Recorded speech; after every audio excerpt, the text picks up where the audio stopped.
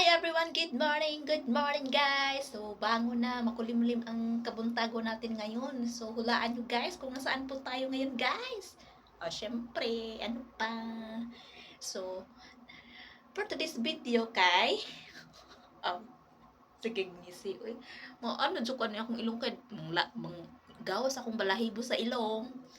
So, for today's video guys, so ano pang, manglaba, laba-laba.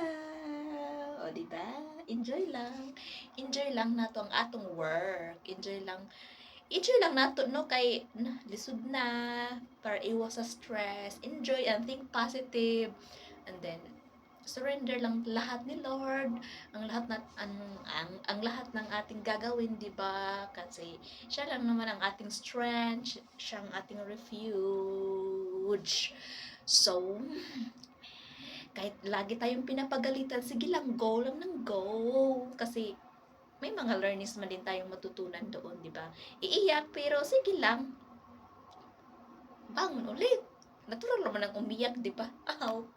Para ma-release yung sama. Ay, bitaw, wala na nagachika na ta. So, ayun lang guys. So, quickly, lang to live kasi babalik yung amo ko mamaya kasi nag-exercise siya. So, ayun.